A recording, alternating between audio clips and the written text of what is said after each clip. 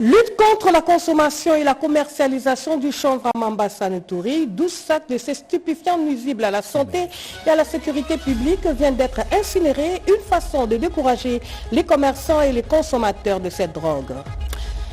Cérémonie de remise et reprise dans les établissements publics. Le DG Simon Siala, ancien DGA, prend la direction de l'Institut des musées nationaux du Congo avec pour mission de conserver le patrimoine culturel congolais. Même cérémonie à la NADEC où les agents ont salué les retours du DG Godefroy Kizaba. 8 millions de dollars américains, enveloppe allouée pour financer le MPME par le Fonds pour la promotion des microfinances. La cérémonie de signature d'un contrat de partenariat a eu lieu entre le FPME et la banque Finca. Mesdames et messieurs, bonsoir et bienvenue aux 19h. Je le disais tantôt, la commercialisation du chanvre interdite à Mambasa. Nous sommes là dans la province de l'Uturi. La police nationale a pour but de décourager les trafiquants et de ces commerces a procédé hier mardi à l'incinération d'une dizaine de sacs de ces stupéfiants nuisibles à la santé et à la sécurité publique. C'était en présence de l'autorité policière de Mambasa. Reportage. Dans une volonté affichée de moraliser la jeunesse et de préserver la santé publique, l'administrateur policier du territoire de Mambasa s'est dit déterminé à mettre fin au trafic et à la consommation de chanvre fléau qui contribuent à la dépravation de mœurs dans la région. C'est dans ce cadre que 12 sacs de chanvre ont été interceptés par les éco-gardes à la barrière d'Adoussa et Rémi au service de la police nationale congolaise. Ces stupéfiants ont été incinérés ce mardi à 3 km du chef-lieu de Mambasa en présence du commissaire supérieur principal Jean-Baptiste Mounia-Pandi. Ce dernier a saisi l'occasion pour exhorter la population à renoncer définitivement à ces commerces jugés nuisibles à la santé et au développement de la société. Nous voulons décourager les vendeurs, les producteurs, les fumeurs. Nous les décourageons. Nous allons continuer pour décourager ceux-là qui sont sur la voie du mal. La voie du mal, c'est prendre le champ parfumé. La voie du mal, c'est prendre les boissons fortement alcoolisées et qui leur rendent inutiles à la société. Et je les appelle à la bonne conscience, au bon sens, pour que la le territoire de Mambasa espère en eux, en particulier la province de l'Uturi et la République démocratique du Congo en général. Notons que l'opération de traque contre la commercialisation illicite du chanvre se poursuivra sans relâche dans l'ensemble du territoire de Mambasa. L'objectif est de décourager cette pratique et d'instaurer un climat de discipline et de sécurité. Restons toujours à Nuturi pour parler de ce nouveau projet en faveur de la paix et de la femme qui a vu le jour ce mercredi 30 juillet 2025 dans la ville de Bunia. Ce projet intitulé « Paix durable et inclusive » par l'action synergique des réseaux des organisations de la société civile féminine et les mécanismes de coordination en RDC sera exécuté conjointement par l'ONU Femmes et l'UNFPA. Et c'est le gouverneur de province, le lieutenant-général Luboya Kachama, qui a procédé à son lancement. ONU Femmes et UNFPA consolident leurs efforts dans l'accompagnement de processus de paix en Ituri, au nord et sud Kivu. Sur une période de 3 ans, ces deux agenceurs du système des Nations Unies vont conjointement mettre en œuvre un projet axé sur la femme, la paix et la sécurité. Cette initiative vise à renforcer le travail avec les organisations féminines locales afin de garantir une participation active et une inclusion effective de femmes dans toutes les étapes des processus de paix.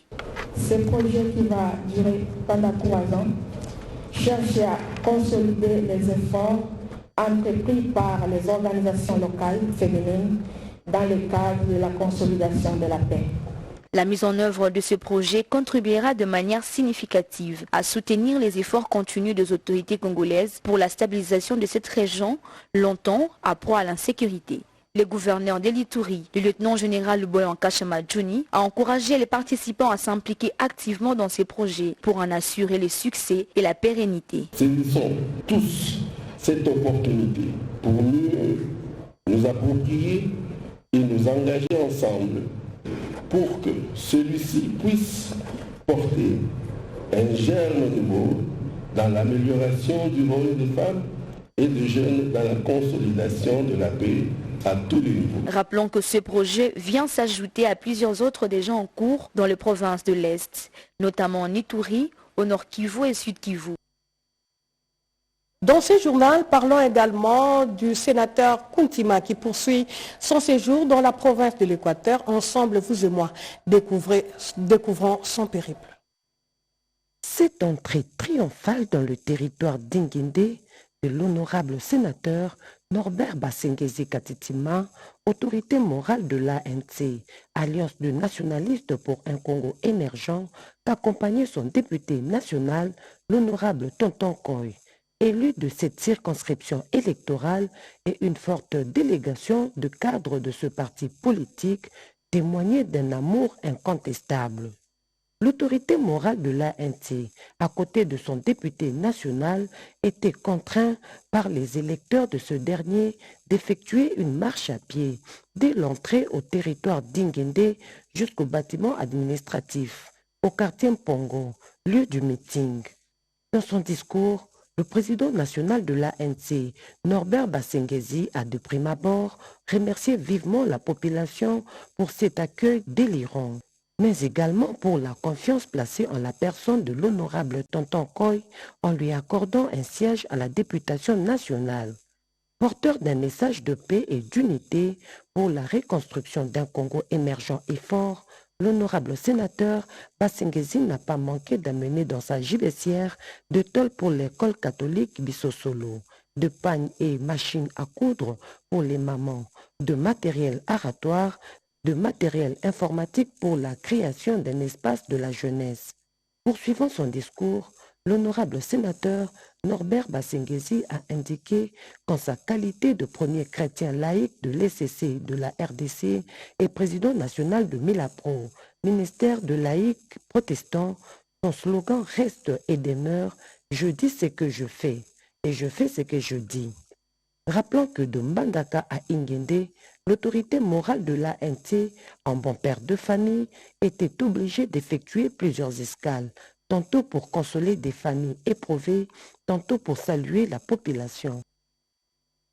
C'était plutôt le sénateur Norbert Basengezi Kakintima qui est en séjour dans la province de l'Équateur. Parlons autre chose à présent. Le désenclavement du quartier Océan dans la cité côtière de Mwanda passe avant tout par la réhabilitation et la modernisation de la grande avenue du coin du Congo central, le boulevard qui longe le parc aquatique de Mangrove. Les travaux sont exécutés par le gouvernement provincial avec l'aide de l'agence de travaux publics.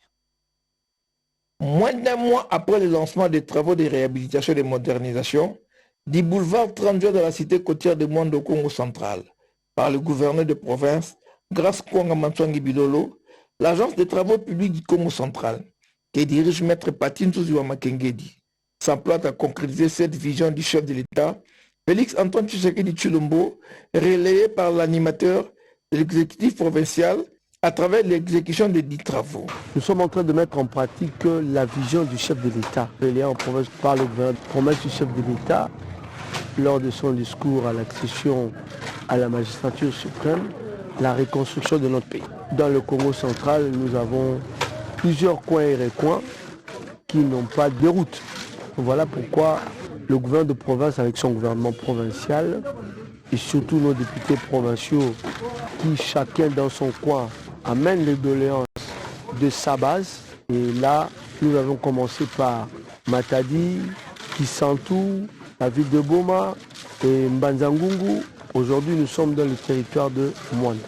Située au quartier Océan, en plein secteur de la mer, cette chaussée, longue d'à peu près 1,5 km, avec une largeur de 12 mètres, qui va de l'agence d'Aérobank jusqu'à l'aérodrome de Mwanda, en passant par l'hôpital général de référence de Mwanda, l'hôtel Mangrove et l'église catholique, avec la particularité d'avoir en son milieu une cabine basse tension de la SNEL, ici de marteler que la main-d'œuvre qui exécute ces travaux est totalement locale.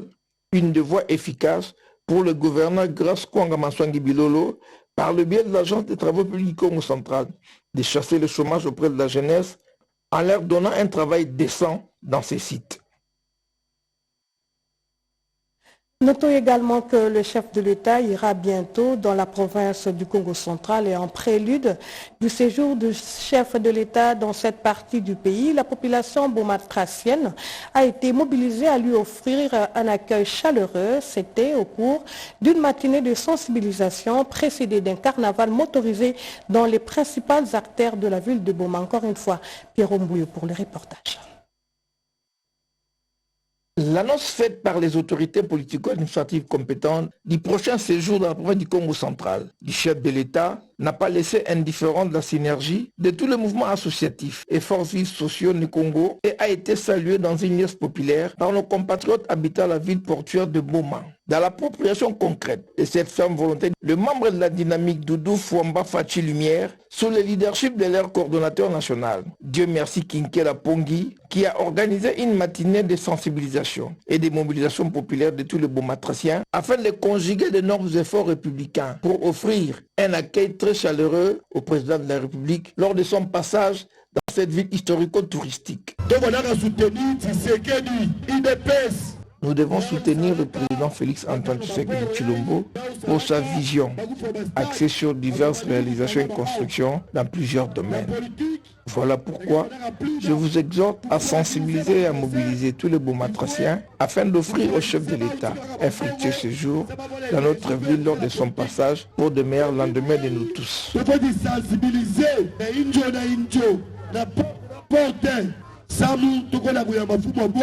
Il convient de souligner que bien avant cette matinée de sensibilisation, un impressionnant carnaval motorisé a été organisé dans les grandes artères et célèbre place populaire de la ville portuaire de Boma. Carnaval qui a connu une participation de milliers de personnes qui avaient répondu massivement à cet appel patriotique du coordonnateur Dieu merci Kinkela.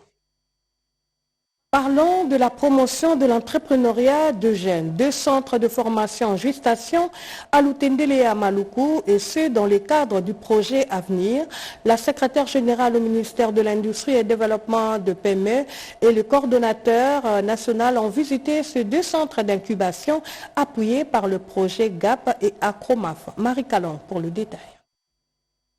Le projet Avenir a marqué une étape décisive dans la promotion de l'entrepreneuriat rural des jeunes et des femmes. Le samedi 26 juillet, le coordinateur national, accompagné du secrétaire général au PME, a effectué une descente à Lutendele dans la périphérie de Kinshasa. Justinia Bachirongo Bignoma a constaté avec satisfaction les conditions de formation de la première phase pilote de 37 candidats entrepreneurs venus de Kikwit. Oui, je suis très satisfait même parce que au départ, on pensait que ça devrait être un centre de formation théorique, évidemment avec un module technique, mais nous avons vu que le centre offre encore beaucoup mieux ce qu'on a prévu, parce que nous venons de voir le centre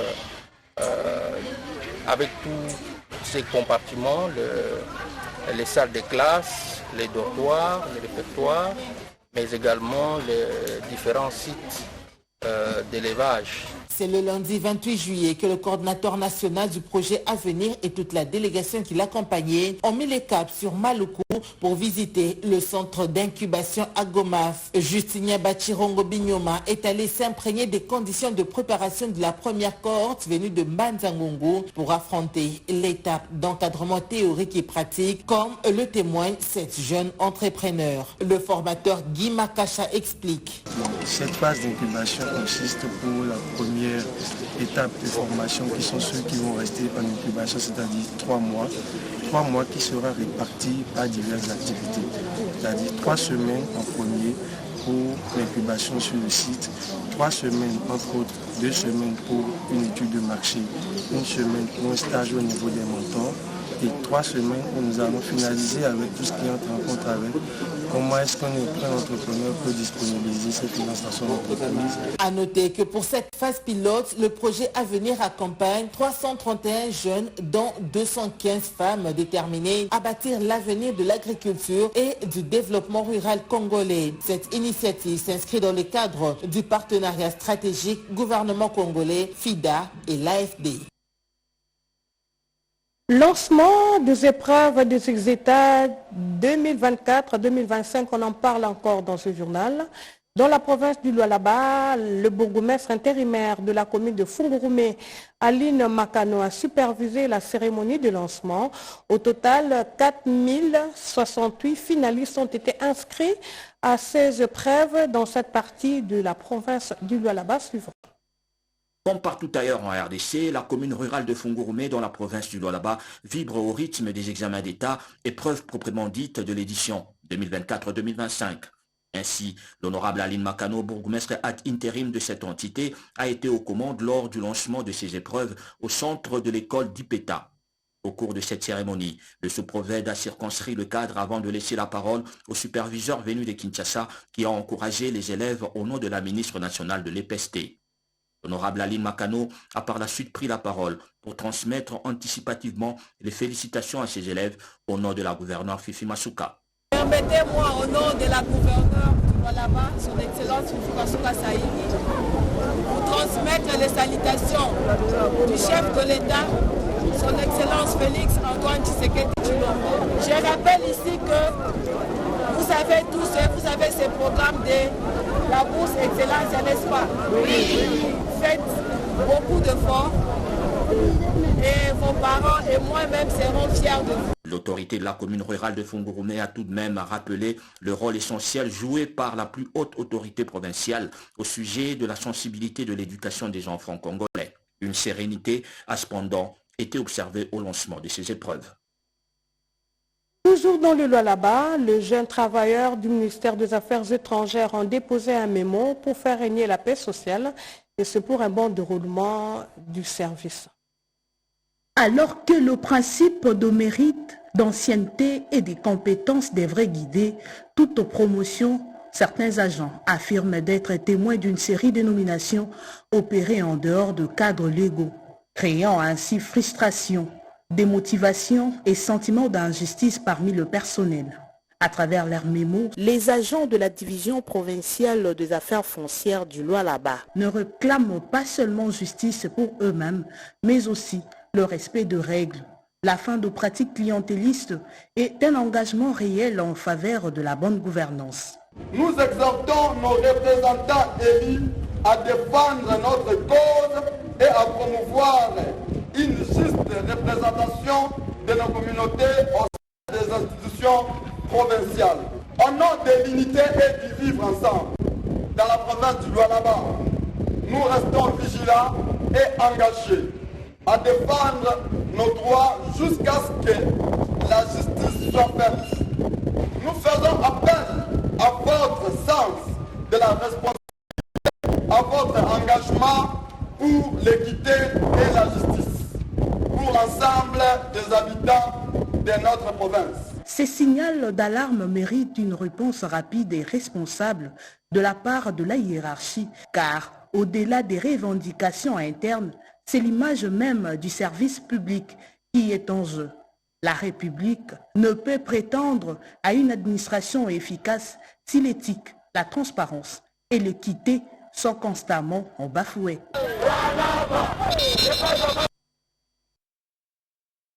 Pour vous entendre que la cité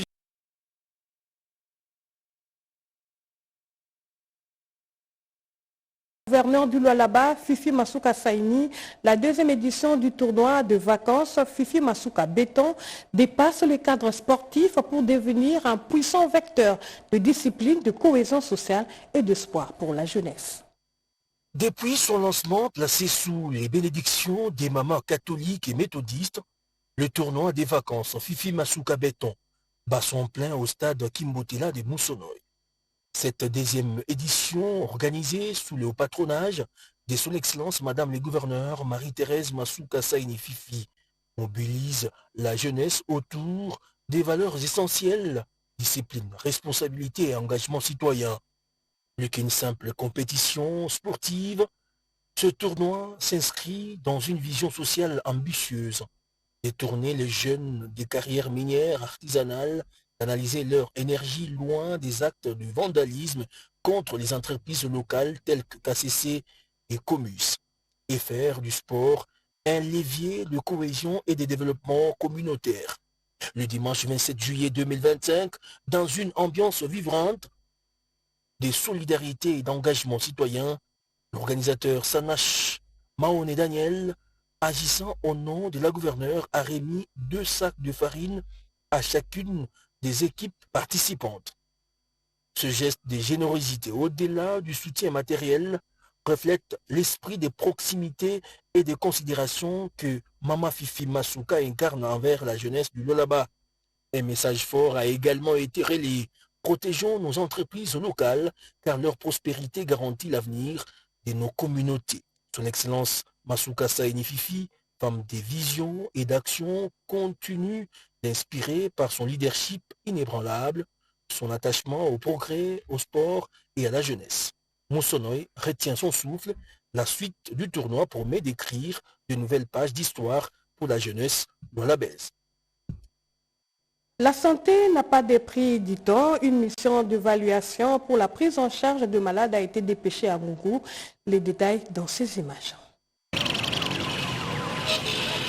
Après Bagata, Boulungu, dans le cadre d'une mission d'itinérance, le gouverneur de la province du Kwilu, Akamitu Nandolo Philippe, a foulé le sol de Kikwi, accompagné du premier vice-président de l'Assemblée provinciale, l'honorable Serge Massika. Chaleureusement accueilli par les Banamayumbu, dans une ambiance de fraternité, le maire de la ville, Abengia Makachaka, l'a conduit à la tribune du Kanzinga, où le premier citoyen de la province a, de prime abord, remercié le chef de l'État, Félix Antoine Tshisekedi Tshilombo, pour tout ce qu'il ne cesse de déployer pour la patrie. Il a par la suite conscientisé la population à l'amour de la patrie et a invité celle-ci au développement de la province. À Kamitu Nandolo, afin de palper du doigt, a visité quelques chantiers. Chef de l'État, Félix Antoine Tshisekedi Tshilombo, aliga kabiso mingi biso bana ya Kwilu. Avana yawa na visitaki un grand laboratoire mini INRB, un laboratoire régional pratiquement. Donc la population du Kwilu n'aura pas besoin d'aller à l'INRB pour faire des examens sophistiqués. J'ai visité, j'étais émerveillé, j'arrive ici, on me présente les bâtiments de l'état-major, 11e région militaire. Na yawa balaki sengai bâtiment, il y a 11e région militaire, un bâtiment somptueux. Hôpital militaire. Bameminga est un hôpital général et le nombre de lits va passer de 200 à 630 lits. Et Toyoko Souka Awa, na bâtiment, il y a justice militaire. Le gouverneur du Kwilu a, dans les mêmes élans, procédé au lancement des épreuves des examens d'État édition 2024-2025 au Kwilu. L'accord de paix RDC-Rwanda ainsi que la déclaration de principe de Doha vulgarisée à Kananga au Kasaï central, l'initiative est du sénateur Jean Tshisekedi Kabasele. De milliers de personnes ont été sensibilisées dans la commune de Katoka. Le sénateur Jean Tshisekedi Kabasele poursuit avec la vulgarisation de l'accord de paix signé à Washington entre la RDC et le Rwanda ainsi que la déclaration des principes de Doha. À l'étape de la commune de Katoka à Kananga, où sa fondation s'est lancée dans un temple des dieux, cette campagne a encore reçu une adhésion massive de la population. Après les speeches de milliers de membres de la fondation, Jean Tshisekedi Kabasele prennent l'engagement de soutenir la détermination du chef de l'État Félix Antoine Tshisekedi Tshilombo pour le retour de la paix dans la partie est du pays. Nous avions débuté depuis le week-end dernier, donc le samedi, au bureau provincial de notre fondation. Maintenant, nous sommes dans la commune de Katoka, devant les citoyens congolais et les partisans membres de la fondation Jean Tshisekedi Kabasele. C'est pour vulgariser, sensibiliser et informer aux membres, aux citoyens de ce qui est ou bien du contenu de l'accord de paix signé entre notre pays et le gouvernement de la République du Rwanda le 27 juin aux États-Unis d'Amérique. C'est un véritable moment de communion entre les sénateurs Jean Tshisekedi Kabasele et sa base pour réitérer leur soutien aux efforts diplomatiques du chef de l'État pour un Congo uni, fort et prospère. Après la nomination de quelques mandataires au sein des établissements publics, l'heure est à la remise et reprise. À l'Institut des musées nationaux du Congo, par exemple, la nouvelle équipe vient d'être installée. Le DG Simon Sialansiala sera secondé par Mme Juliette Mougolé avec comme PCA Prince Kokola. Même cérémonie à la NADEC, la même équipe vient d'être reconduite. Le DG Godefroy Kizaba revient aux commandes et sera secondé du DGA Mathieu Chimbumbu, les condensés dans ces images. Prince Kokala Katintima, Simon Sialanciala, Juliette Mogolé, respectivement PCA, DG et DGA, l'Institut des musées nationaux du Congo affiche complet. Cette nouvelle équipe va désormais prendre les commandes de ce service de l'État avec un rôle primordial, celui d'assurer la conservation et la valorisation du patrimoine culturel congolais. La cérémonie des remises-reprises a eu lieu dans un climat bon enfant où les agents et cadres ont salué les retours de l'enfant maison. En remerciant le président de la République, Félix Tshisekedi Tshilombo, Batibeton, qui a eu son choix particulier en ma personne de pouvoir être le directeur général de cet institut. Le directeur général adjoint est une dame, Juliette Mogolé, ce qui prouve à suffisance l'importance qu'accorde le chef de l'État, Félix Tshisekedi Tshilombo, au gender au sein des institutions de l'État.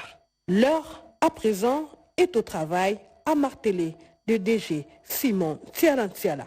Même cérémonie à l'ANADEC, le DG Godefroy Kizaba revient et reprend le fauteuil de commande auprès du DG AI Mathieu Chimbumbu Muboyai. La cérémonie de remise-reprise s'est déroulée dans un climat serein en présence du secrétaire général à l'industrie, Madame Roukia. En retour salué par les agents qui prônent la paix sociale au sein de l'Agence nationale pour le développement de l'entrepreneuriat congolais. Nous souhaitons bon retour à notre directeur général, le professeur Godefroy Kizaba, parce que nous l'attendions. Il s'y est de signaler que l'ancienne configuration de cet établissement reste maintenue avec le président du conseil d'administration, Magiro Kabouba, le directeur général Godefroy Kizaba et le DGA, Mathieu Chimbumbu Muboyai. Plus de 8 millions de dollars américains, c'est l'enveloppe mise à la disposition de microfinance par le Fonds pour la promotion des microfinances. Petites et moyennes entreprises quinoises, montant rendu public lors de la cérémonie de signature de l'accord de partenariat entre le FPME et la banque Finta. Le détail avec Eric Kabamba. Les vents porteurs d'espoir pour favoriser l'inclusion financière continuent de souffler dans la ville de Kinshasa et le FPM poursuit sans relâche cette mission aux côtés du gouvernement congolais pour se répandre dans d'autres entités du pays. Un partenariat stratégique vient d'être scellé entre le FPM-SA, un pilier de soutien aux institutions financières congolaises, et Finca, acteur clé de la microfinance. Ces partenariats est matérialisé par la signature d'un contrat de prêt, des crédits en faveur des micro, petites et moyennes entreprises congolaises entre le directeur général du FPM-SA, Patine Congo, et la directrice générale de Finca, Mirela Pekmezi. Ces prêts, s'élevant à plus de 8 millions de dollars américains, visent à renforcer l'octroi des crédits au MPM local. Ceci pour apporter des solutions concrètes aux défis rencontrés par les populations actives à faible revenu, a précisé le patron du FPM-SA. À travers ces partenariats, nous avons accordé une dette subordonnée et une dette senior. La dette subordonnée vient renforcer le noyau dur, les fonds propres complémentaires, pour permettre à l'institution financière Finca d'accorder plus de crédits et arriver à répondre aux besoins des bénéficiaires finaux et aussi éviter les surendettements. La directrice générale de Finca salue ces prêts qui viennent de renforcer la capacité de son institution. Ces partenariats scellés témoignent de la volonté du FPM-SA à contribuer à améliorer les taux d'inclusion financière en ligne avec la stratégie nationale du pays visant à atteindre 68% à l'horizon 2028. Les membres de formation politique à l'école, ils bénéficient d'une formation pour la redynamisation des cadres de collaboration entre les partis politiques et les institutions du pays. C'est la vice-ministre de l'Intérieur, Eugénie Tshela-Kamba, qui a lancé ces travaux. La vice-ministre de l'Intérieur, Eugénie Tshela-Kamba, a donné le go de l'atelier de renforcement des capacités des membres des partis politiques sur les relations entre les partis politiques et institutions politiques. Organisée par Diakona, cette activité a connu la participation de plusieurs responsables des formations politiques. Dans ce mot, la vice-ministre de l'Intérieur, Eugénie Tshela-Kamba, a rendu hommage au chef de l'État, Félix-Antoine Tshisekedi Tshilombo, pour son implication pour la paix et surtout pour avoir fait de la République démocratique du Congo un État démocratique peu avant de convier les participants à diagnostiquer avec rigueur la thématique choisie. Je tiens à rendre un vibrant hommage à son Excellence, Monsieur le Président de la République, chef de l'État, Félix-Antoine Tshisekedi Tshilombo, pour les efforts qu'il ne cesse de fournir pour le retour de la paix dans notre pays et pour que la démocratie se renforce. Je voudrais vous inviter tous à réfléchir et à formuler de bonnes recommandations tendant non seulement à améliorer notre gouvernance démocratique, mais aussi et surtout à améliorer des relations de collaboration entre le parti politique et les institutions publiques. Cet atelier va jeter les nouvelles bases sur les relations existantes entre les partis politiques et les institutions politiques. 448 lauréats sont déversés sur le marché de l'emploi à l'Université catholique du Congo, UCC. C'est la ministre de l'ESU, Marie-Thérèse Sombo, qui a clôturé l'année académique en présence de l'abbé recteur Léonard Sontedi. Anastasie Doumbou pour le reportage.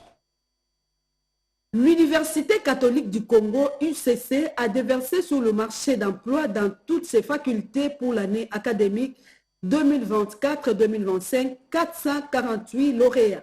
La ministre de l'Enseignement supérieur et universitaire, Marie-Thérèse Sombo, a fait le bilan et les perspectives de cette année académique qui s'achève. L'abbé recteur Léonard Sontedi a, dans son mot de bienvenue, présenté quelques avancées significatives et la mission de l'UCC dans la formation de la jeunesse. Chers collègues professeurs, nous voici arrivés à la fin de l'année académique. Au nom du comité de direction et au mien propre, je vous remercie sincèrement pour le travail accompli avec abnégation et assiduité pour assurer à notre jeunesse un avenir désirable et agréable. Ces lauréates et lauréats sont les fruits de votre travail. Leur joie de ce jour est aussi votre joie. L'année académique que nous clôturons a été marquée aussi par de nouveaux partenariats que nous avons signés avec les 6 facultés de l'Institut catholique de Paris. À cette occasion, 2 professeurs émérites ont été présentés. Il s'agit du professeur Abbé Molé Jean-Félix de la faculté des droits canoniques et le professeur Profa Mouketo Frère. Entre-temps, la RDC et l'Union européenne s'accordent pour l'amélioration de l'administration de la justice et la sécurité juridique en RDC. C'est ce qui ressort de l'entretien entre le ministre de la Justice AI et la représentation de l'Union européenne hier mardi 29 juillet 2025. La coopération entre l'Union européenne et le ministère de la Justice pour une bonne administration de la justice et la sécurité juridique était au centre de l'entretien que le ministre de la Justice ad intérim, Maître Samuel Mbemba Kabouya, a eu ce mardi 29 juillet 2025 avec la représentation de l'Union européenne en République démocratique du Congo, conduite par le chargé d'affaires ad intérim de cette ambassade. Nous avons parlé des projets d'infrastructure qui sont en cours dans plusieurs localités de la RDC, de l'appui technique qui a été fourni dans plusieurs secteurs, et aussi des nouveaux programmes. Dans les programmes à venir, avec nos collègues des Nations Unies, nous allons intervenir dans plusieurs sous-secteurs, comme la bancarisation des frais de justice. Et nous avons aussi discuté de la possibilité d'appuyer les autorités sur d'autres initiatives qui font partie du plan stratégique de Son Excellence, Monsieur le Ministre. Et nous sommes confiants que dans les semaines et les mois à venir, on pourra progresser ensemble sur plusieurs initiatives. Il était question des dossiers liés à la lutte contre la criminalité internationale, notamment le crime d'agression, la problématique de l'exécution des décisions des juridictions internationales, la bancarisation des frais judiciaires et bien d'autres. Les 2 parties ont exprimé leur accord sur le lancement de quelques projets à partir du mois d'août. Et nous allons boucler ce journal avec le rassemblement de compagnons d'Étienne Tshisekedi pour le changement et le progrès social qui a désapprouvé le massacre de Congolais perpétré à Komanda. Nous sommes là dans la province de l'Ituri. C'était au cours d'une rencontre dans son siège de Gombe. De la partie, notre consoeur Joséphine Liondo. Massacre d'une quarantaine de Congolais à Komanda en Ituri dimanche dernier. Face à cette tragédie insupportable, le rassemblement des compagnons d'Étienne Tshisekedi pour le changement et le progrès social exprime sa profonde indignation. Condamne avec fermeté les massacres odieux et abjects perpétrés dans la nuit du 26 au 27 juillet 2025 dans la province de l'Ituri par les groupes terroristes ADF Nalou contre les chrétiens catholiques rassemblés en prière dans la paroisse bienheureuse Anuarité de Komanda. Présente ses condoléances les plus attristées au président de la République, chef de l'État, à l'Église catholique, aux familles éplorées et à la nation congolaise tout entière pour cette énième épreuve macabre qui continue à endeuiller au quotidien les peuples congolais. Le rassemblement des compagnons d'Étienne Tshisekedi pour le changement et le progrès social est fondé de croire que le processus de Washington et de Doha reste la solution idoine pour amener la paix, la sécurité et la stabilité dans notre pays et dans la région des Grands Lacs. Malgré l'horreur de ces événements, ce groupe de tshisekédistes réaffirme sa confiance dans les efforts du président Félix-Antoine Tshisekedi pour restaurer la paix sur l'ensemble du territoire congolais. Nous sommes allés trop vite en besogne, le journal n'est pas fini. Parlons de festivités du 29 juillet à Kamba, Nouvelle-Jérusalem, date commémorative du 67e anniversaire du bâtisseur de l'église kimbangiste. Joseph Diolungana Kuntima, le chef spirituel et représentant légal de l'église kimbangiste Simon Kimbangu Kiangani, a au cours d'un culte d'action de grâce lancé un message clair et net envers les dissidents de l'église kimbangiste tout en rappelant au respect du journal officiel et à la reconnaissance du fondateur de l'église. Tout a commencé dans la matinée du 29 juillet 2025 en Kamba, terre sainte et berceau du kimbanguisme, avec enthousiasme constant aperçu par les cris de joie des fidèles kimbanguistes pour cette journée majeure qui marque le 67e anniversaire depuis l'accident mortel qu'avait connu son éminence Joseph Diangenda Kuntima en 1958 en Kundamatsangu dans la province du Congo central. Kamba, bâti par les efforts propres de tous les croyants kimbanguistes. Le gouvernement congolais, reconnaissant la valeur de ces patrimoines mondiaux, a intervenu à ce qu'il respecte le père spirituel, sa divinité, Papa Simon Kimbangu Kiangani, qui porte à son règne un journal officiel en tant que représentant légal. Par force, respect,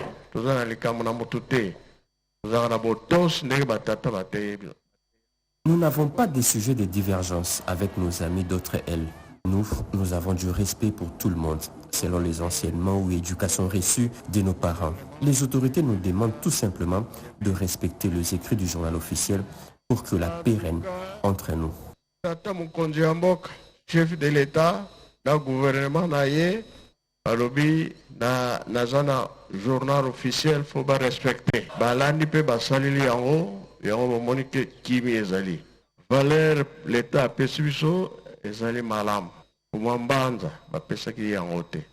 Occasion pour lui de remercier en général le gouvernement congolais et en particulier le président de la République Félix-Antoine Tshisekedi Tshilombo pour cette intervention et reconnaissance à son égard. Voilà, c'est la fin de ce journal d'Angèle Mabiala, réalisé en parfaite collaboration entre Nono Mansekou et Ramadan Poki. Nous disons infiniment merci à Nana Mozazebo pour le concours rédactionnel. Merci également à Jolène Piangou qui était derrière la caméra. L'actualité continue sur la nationale. 20h, je serai relayée sur ce plateau par notre consoeur Anita Luamba. D'ici là, portez-vous bien et restez toujours branchés sur la nationale. Au revoir.